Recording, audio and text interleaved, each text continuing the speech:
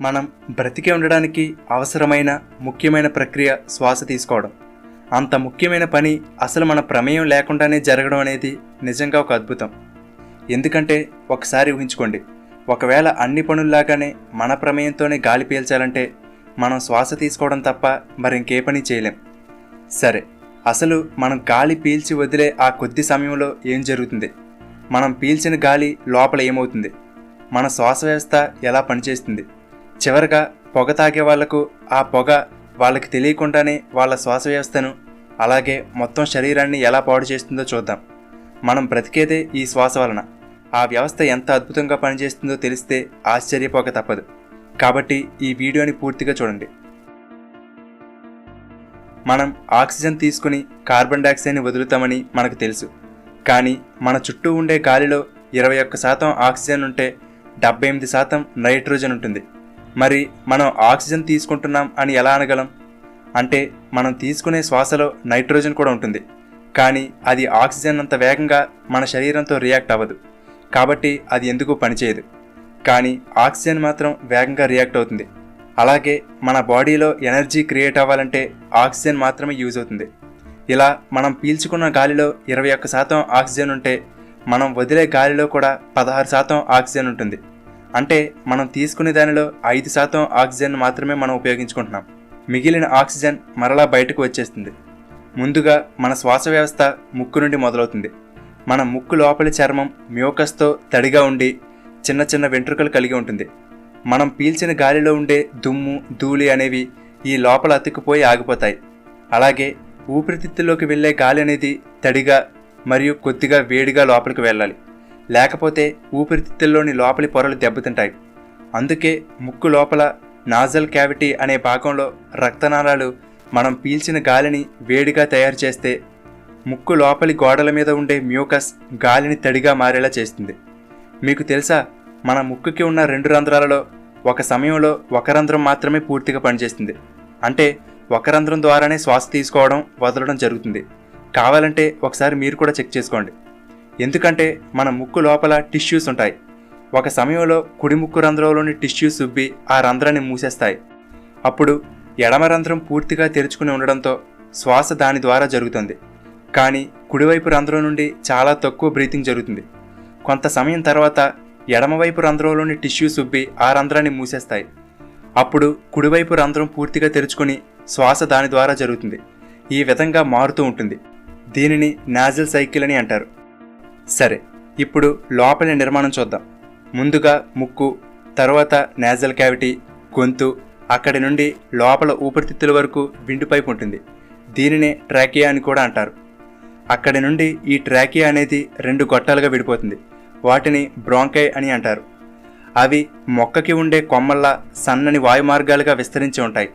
మీకు తెలుసా, మన ఊపిరితిత్తుల్లో ఈ గాలి మార్గాలన్నీ ఒకదానితో ఒకటి కలిపితే సుమారుగా 2400 కిలోమీటర్ల పొడవు ఉంటుంది.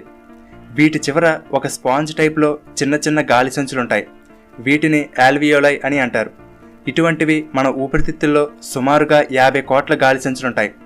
ఒక్కొక్క ఆల్వియోలై అనేది 0.3 మిల్లీమీటర్ సైజులో ఉంటుంది. ఇంత చిన్న ఆల్వియోలై చుట్టూ రక్తనాళాలు చుట్టుకుని ఉంటాయి. మనం పీల్చిన ఆక్సిజన్ ఇక్కడి నుండే రక్తంలో కలుస్తుంది. సరే, మనం గాలి పీల్చడం అనేది మన ప్రమేయం లేకుండా జరుగుతూ ఉంటుంది కదా. అది ఎలాగో చూద్దాం. మన ఊపిరితిత్తులు వాటికవే సంకోచం, వ్యాకోచం చెందలేవు. ఊపిరితిత్తుల కింద డయాఫ్రమ్ అనే ఒక అవయవం ఉంటుంది. అది పైకి కదిలినప్పుడు ఊపిరితిత్తులు దగ్గరగా నొక్కబడి ఊపిరితిత్తుల నుండి గాలి బయటకు వెళ్తుంది. మరలా డయాఫ్రమ్ కిందకు వచ్చినప్పుడు ఊపిరితిత్తులు దూరంగా జరగడంతో బయట నుండి గాలి లోపలికి వెళ్తుంది. ఈ విధంగా మనం ఊపిరి పీల్చడం, వదలడం జరుగుతుంది.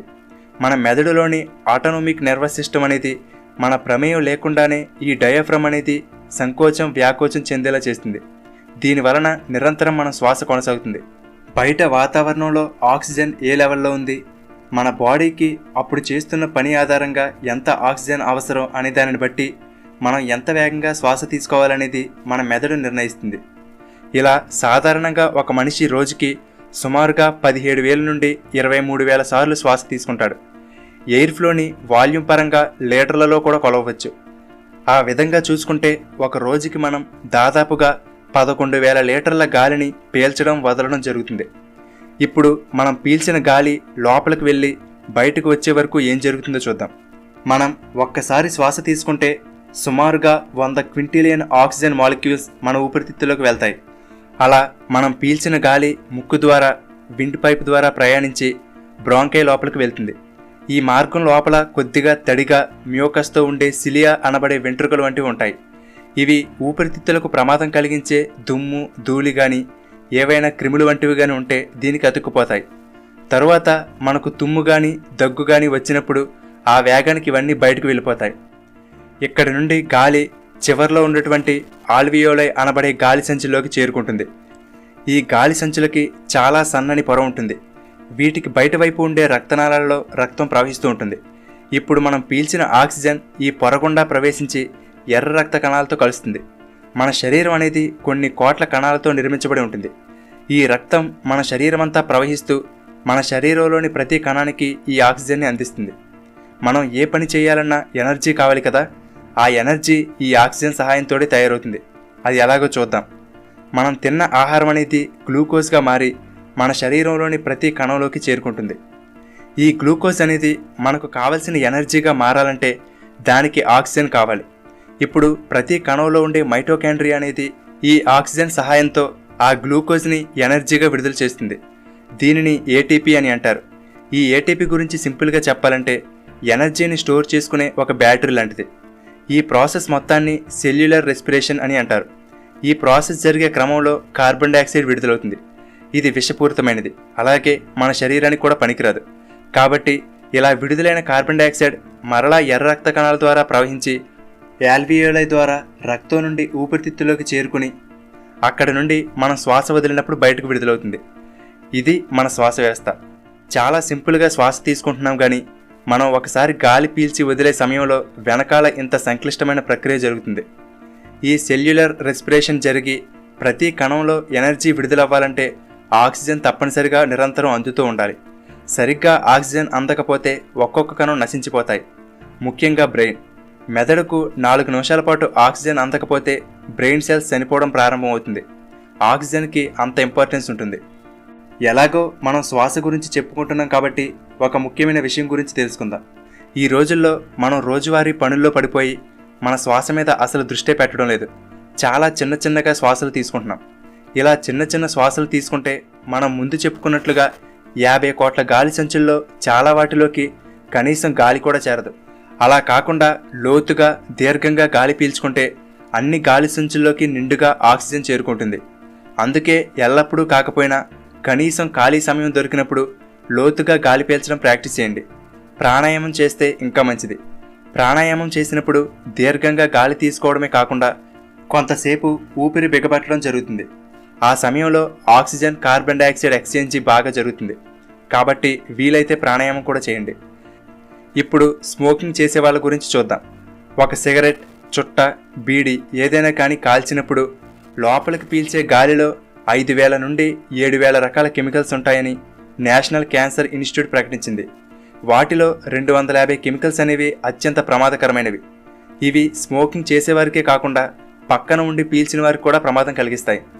మళ్ళీ వాటిలో carbon monoxide, ammonia, hydrogen cyanide, benzene, formaldehyde వంటి 69 కెమికల్స్ అనేవి క్యాన్సర్ రావడానికి కారణం అవుతాయి. సరే, ఇప్పుడు ఈ సిగరెట్ పొగ లోపలికి పీల్చినప్పుడు ఏమవుతుందో చూద్దాం.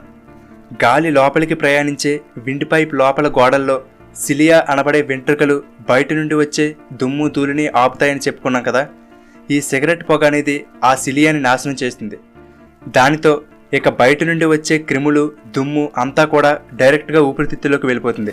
తరువాత ఆ సిగరెట్ పొగలోని కెమికల్స్ అనేవి ఊపిరితిత్తుల్లోని లోపలి భాగాలకు అతుక్కుపోయి పింక్ కలర్లో ఉండవలసిన ఊపిరితిత్తులను కాస్త గ్రే కలర్లోకి, మెల్లమెల్లగా నలుపు రంగులకి మారిపోతాయి. అలా ఊపిరితిత్తుల్లోకి చేరుకున్న ఈ విషపూరితమైన కెమికల్స్ని బయటకు పంపడానికి స్మోకింగ్ చేసే వాళ్ళకి ఎక్కువగా దగ్గు వస్తూ ఉంటుంది. ఇక్కడితో అయిపోలేదు. ఈ కెమికల్స్ అనేవి ఆల్వియోలై ద్వారా రక్తంలోకి చేరుకుని అక్కడి నుండి శరీరంలోని ప్రతి కణానికి చేరుకుంటుంది. ఈ కెమికల్స్ అనేవి ఇన్ని కోట్ల కణాలలో ఏదో ఒక కణంలోని డిఎన్ఏని మార్చిందంటే అది క్యాన్సర్ కణంగా మారే అవకాశం ఉంటుంది. అటువంటి క్యాన్సర్ కణం అడ్డు అదుపు లేకుండా విభజన చెందుతూ పోతుంది.